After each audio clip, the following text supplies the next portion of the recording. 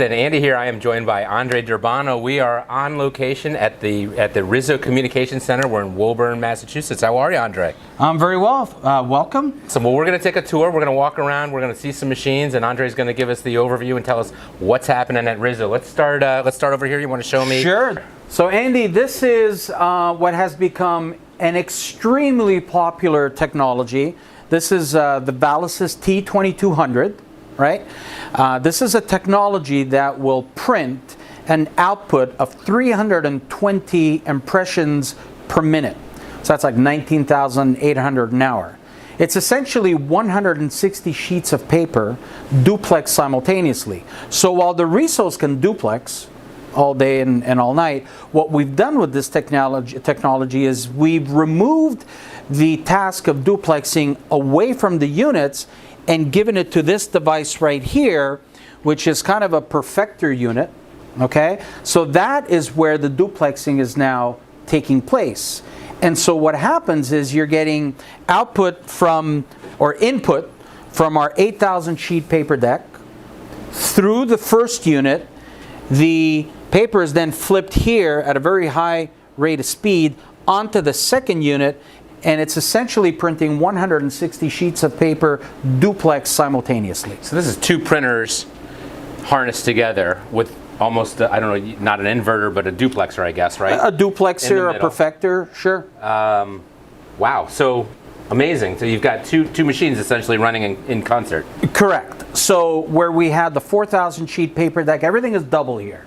We went from a 4,000 sheet paper deck to an 8,000. Yeah. We went from one unit to two units combined, and on the back end we went from the one stacker you saw earlier to a double stacker, 4,000 sheets each. And this is where I mentioned earlier with the dolly system, if one is full, you can get to work on it, pull it out while the unit continues to feed onto the subsequent stacker. And same with the 4,000 sheet paper deck, which is divided into 4 and 4. That's 8,000. So as one empties out, you can fill the other. So again, we're talking about 160 sheets of paper that are duplexed simultaneously. Now these are complete beasts of a machine, right? We were talking earlier, I think you said one customer was doing something like they had multiple machines. Each of them were doing over 250,000 pages a day.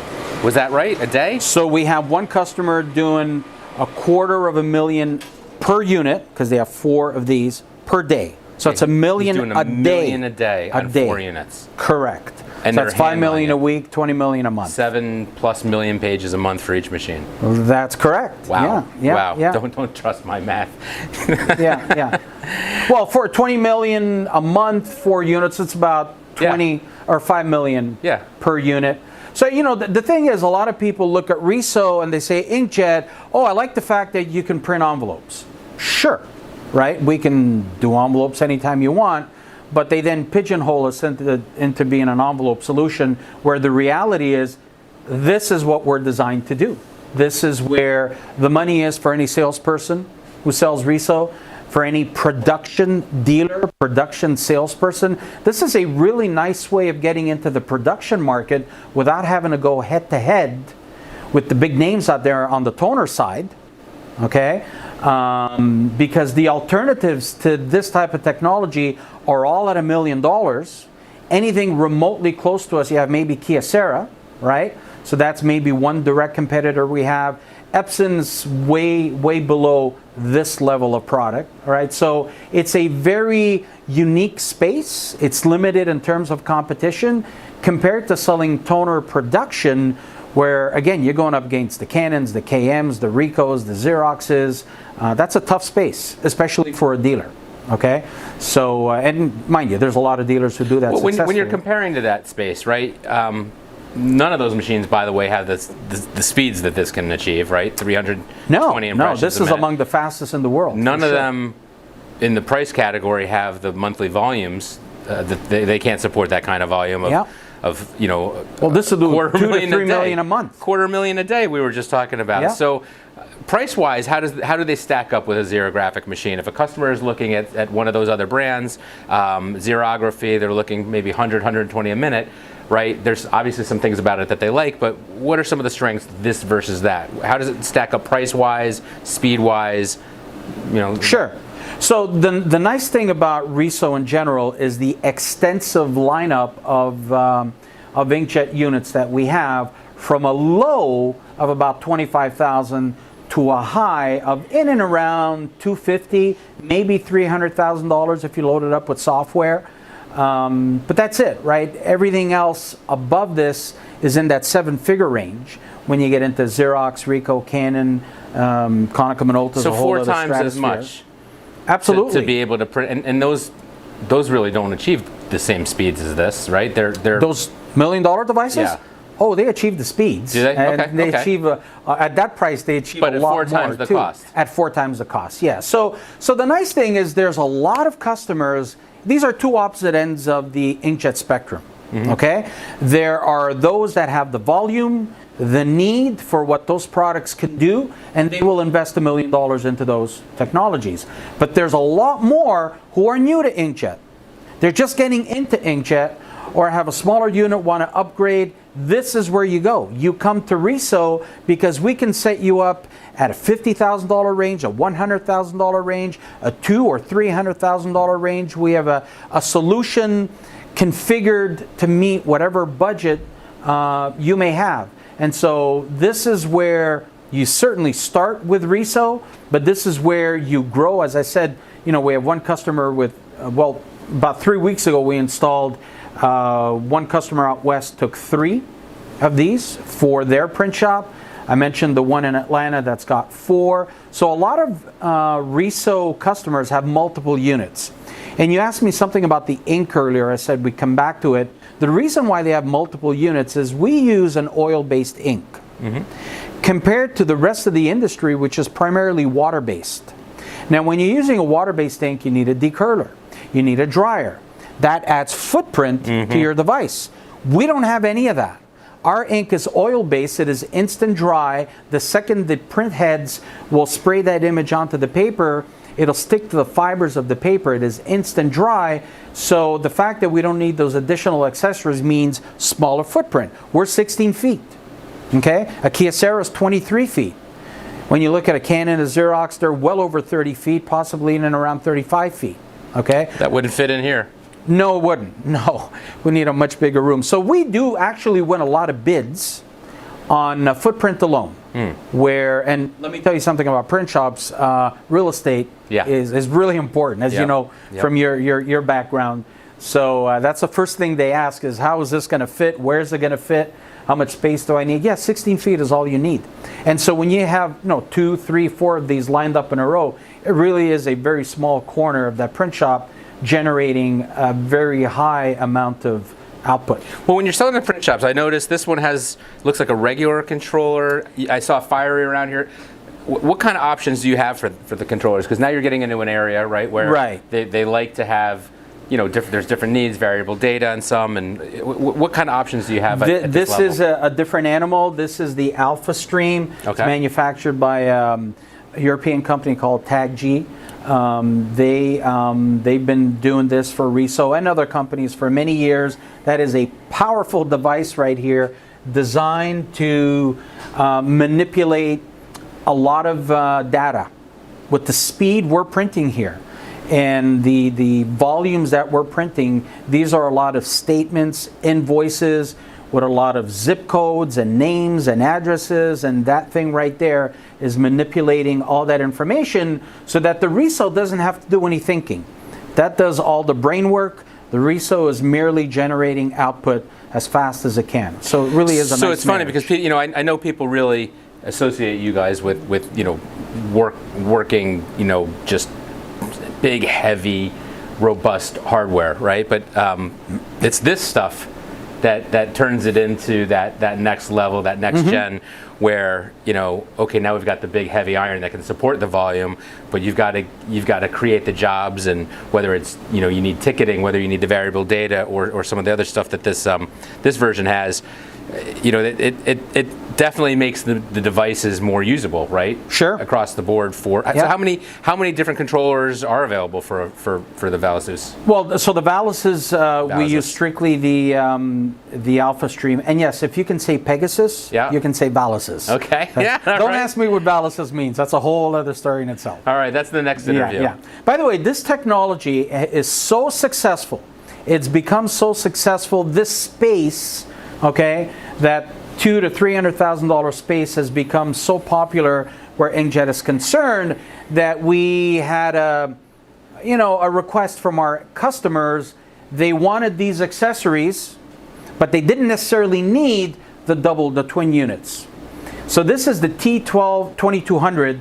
We're this month, September 2023, introducing the T-1200, which we don't have on the floor yet, but if you can see this, you can see what a T-1200 will be. It's basically these two, plus the one unit, and the 8,000 sheet. Just shorten it up a little. Yeah, shorten it up a little. So whereas, again, this configuration is anywhere from $250,000 to $300,000, the T-1200 will be around $150,000.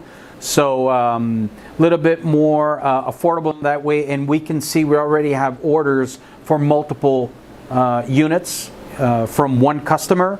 Again, this is a technology that they tend to fill their print shops with it. You cannot run a print shop with no ink on your floor. You need some ink. Now, either you have an offset, and if you lost the offset or your pressman retired, you turn to a technology like this, which is ink, but on a digital platform. Automated. That anybody Everything's can use. Yeah, you don't need to have somebody with the qualifications that you needed to run a press 20 years ago. So when we talk about, we were at BTA last week. Yeah. Very successful event, once again, by the BTA group. Lots of dealers there, and every dealer is looking to diversify. They're all looking for an angle. They're looking for something different. They're all talking about production, but they know how challenging the toner production world can be. And they're looking at Riso for a couple of reasons. Number one, we don't really sell direct. We don't have branches. We don't have direct sales. We are a dealer operation. 95% of our sales come from our distribution channel. 5% from customers who say, no, we only want to deal with the manufacturer.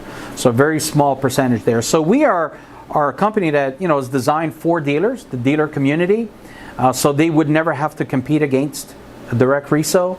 And number two, you and I were talking about this earlier, how the technology is such a nice complement to the toner devices that dealers sell. Dealers sell Riso in addition to their copier business, not instead of. You rarely find yourself in a situation where as a salesperson you need to decide, gee, do I sell them toner or do I sell them inkjet? This is always in addition to. Yeah.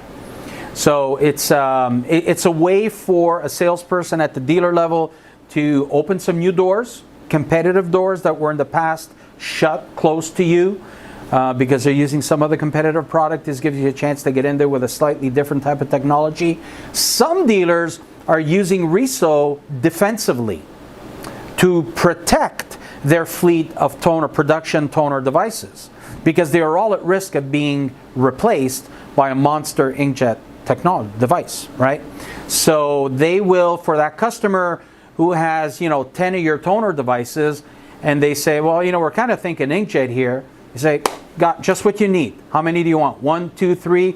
We can keep the toner devices here, place the Risos over in that corner, and you'll have everything you need in terms of inkjet, even the ability to do envelopes and NCR, not just the high volume that this will do. Mm-hmm. So it's a great way for a dealer to either expand into new revenue generating opportunities or to protect their fleet of production devices.